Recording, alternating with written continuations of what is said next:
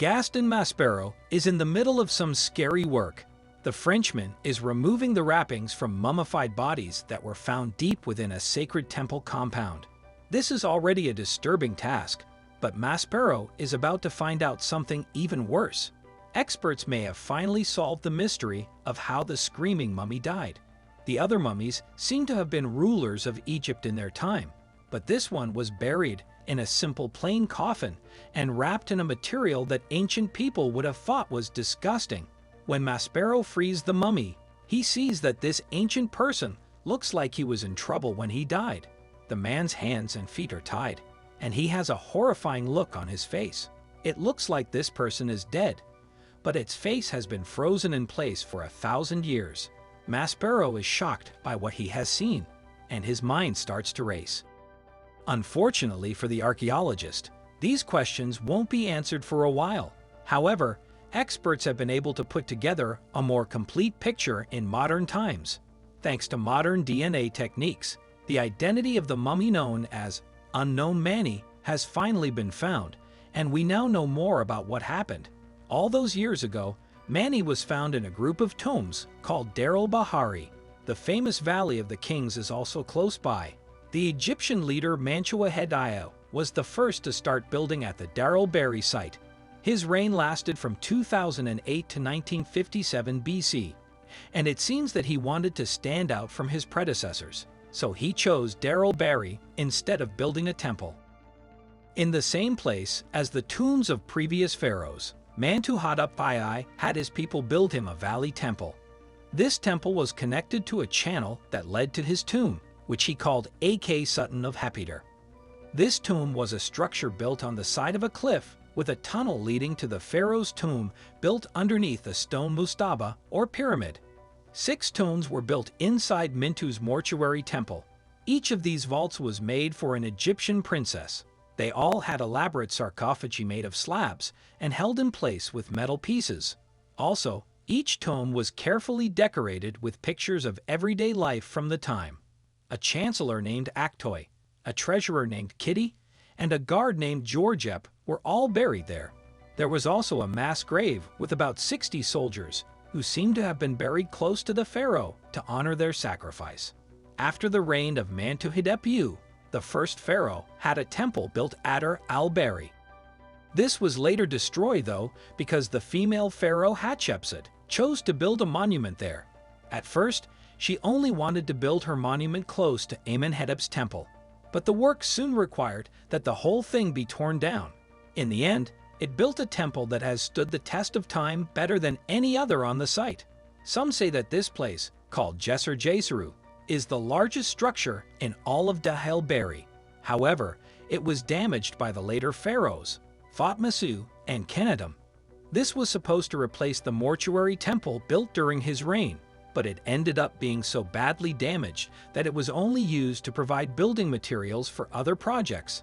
Thousands of years later, in the 1870s, things that had been taken from Deir el-Bahari were being sold on the market. Gaston Maspero and one of his assistants decided to look into it, and they found that a family from a settlement called Askerna had been stealing the things over the course of several years. This person hadn't been treated normally, and Maspero thought the person had been hurt. Maspero claimed in his 1889 book Les Momies Royales de Deir el-Bahari that anyone who saw unknown Mani at first glance assumed he had been poisoned. The tightness in his stomach and abdomen, the desperate way his head was thrown back, and the pained look on his face didn't leave much room for another explanation. According to archaeology, a doctor who examined the mummy agreed with Maspero. Daniel Falcon said that after thousands of years, the last tremors of horrid agony can still be seen.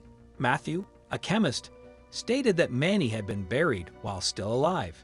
However, all of these theories were later disproven by Grafton Elliott Smith, an anatomist with more knowledge than Falcott Matthew and Maspero. However, the question remained, who was this person who had been buried in such a disrespectful way, and why was he buried near kings and queens? One said that the mummy was a prince who was supposed to marry the wife of the dead pharaoh, but he was killed before that could happen. Maybe he was an unknown Mani from somewhere else. Another theory says that unknown Mani was actually a famous Egyptian who died outside of his culture. It goes on to say that people in foreign lands took care of his body, but without telling the Egyptians, they mummified this person in a way that would have been considered inappropriate in Egypt. They may have then sent the body back. Maspero came up with his own theory.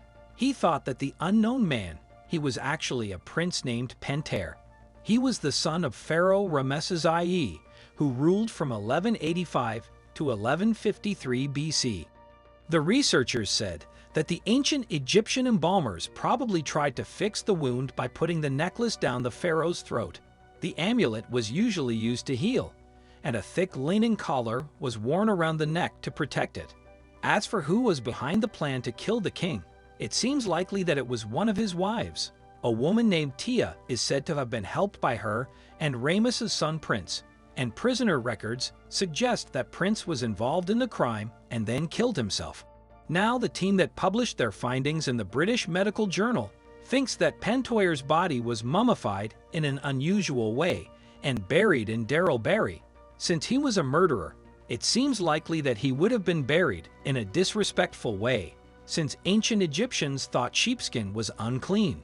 Dr. Zahi Hawass was once the Minister of Antiquities in Egypt.